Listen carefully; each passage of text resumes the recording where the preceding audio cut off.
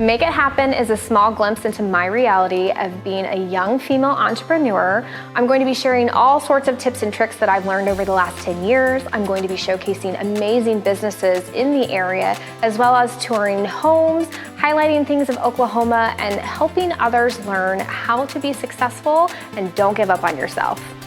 My goal is for everyone who is watching this to help them make it happen in their life.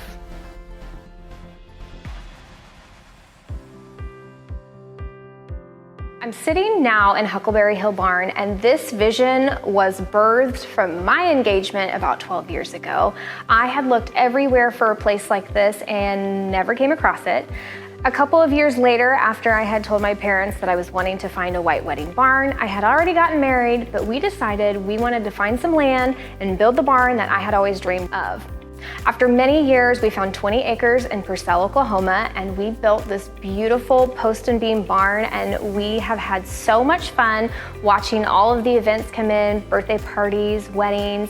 It's still a labor of love. We have a long way to go, but it's been so fun to just see this vision that happened 12 years ago actually come to life. And as a younger girl, the one thing we always dream about is our wedding. So to have two parents that back up building a wedding venue is the coolest thing I think I've ever experienced.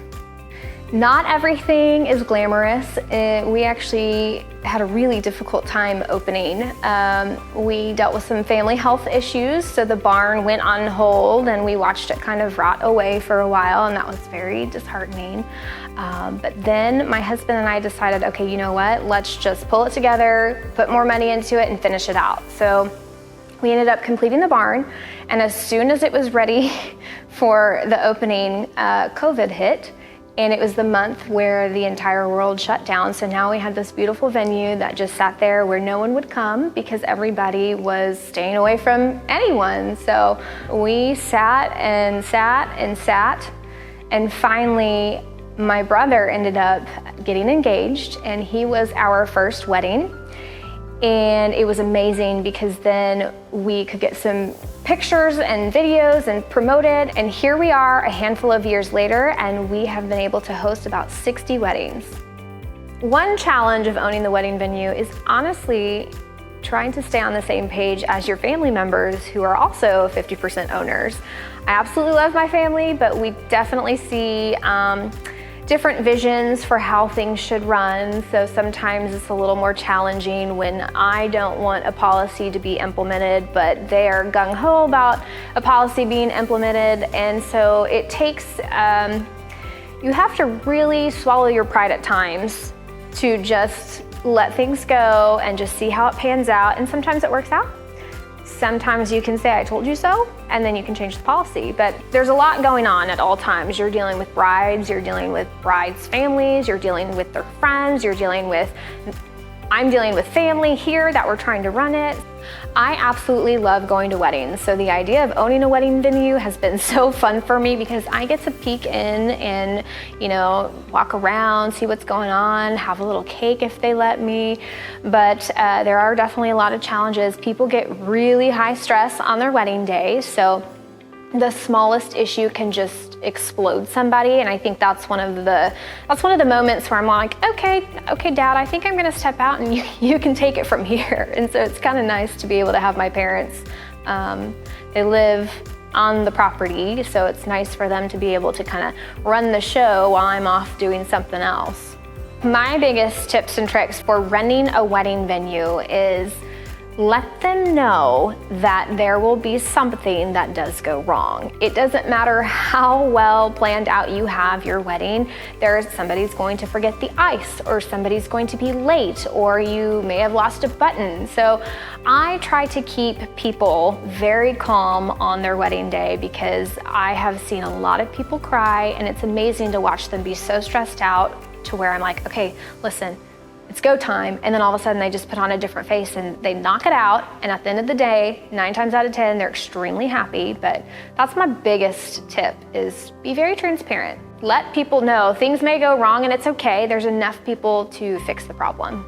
When we had the idea of building the venue, we really wanted somewhere unincorporated so we could do what we wished and we wouldn't be shut down, because weddings like to go all night. So if you're building in town, you're going to have people saying, okay, it's 10 o'clock or 11 o'clock, the quiet ordinance is here. So being out on property has been one of our biggest visions, because now people can go until later in the hour, and you know, you can be loud out here and not too many people are gonna care. If you're gonna start your own wedding venue, you want to offer as many incentives as possible. That's the number one thing brides ask for when they come in. They're like, what do you have for me? So we provide all the tables, the chairs, we have linens, we have decor. One of the coolest things is after weddings, a lot of people don't wanna deal with taking home any of the stuff they brought, so they'll just donate it to the venue. That's phenomenal. But providing value and not just a space is really, really important, because that is the first question that pops up. What can you do for me at this price? One other thing that is very important is do not put the pressure on the bridal party or, you know, birthday party or what have you, to clean the venue after. So we tell them, please leave it in a condition as you received, but 9 times out of 10, people are not going to clean it the way you want it. So we have a deposit that's set aside to take care of the cleaning, the deep cleaning after the party is gone, because when we expected them to clean, they never got their deposit back because they just didn't clean well. I'm here at the Chickasha Festival of Light. It's on 43 acres and has been established 30 years ago, and every year they are adding more and more amenities. It is a family tradition that I come out here and share this with my children. You can drive through the park, you can walk through the park. There is a bridge that so many have gotten engaged on that has 75,000 lights. There's an ice skating rink, a carousel, there's food trucks. You could spend hours here. If you are like me and you absolutely love the holiday season, this is one of the top 10 light attractions in the entire nation, which puts Oklahoma on the map.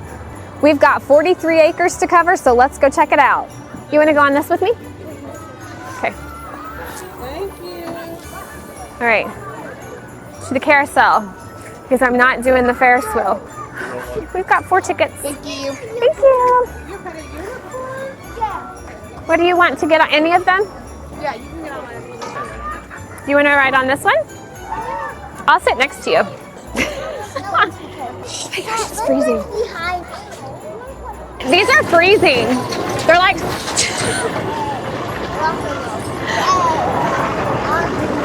Woo! Daddy, why are you standing up? Because he's too big for it. Stay on. Y'all, those were freezing. I bet. They were cold and like, I was worried it was gonna snap. All right. Hey!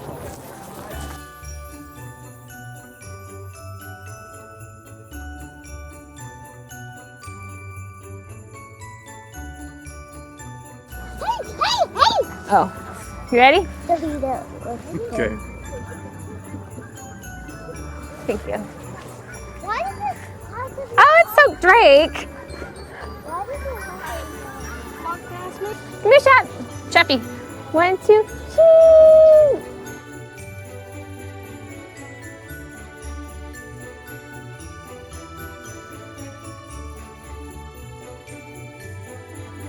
Hi, can we get a pretzel with cheese? What do you want? Pretzel with cheese. 2 pretzels with cheese. And a water. 2 waters? Do you want a water? Yeah. And 2 waters. 2 waters? We had such a fun time. Thank you so much for taking this tour with us, and hopefully we'll see you next year. What did he do?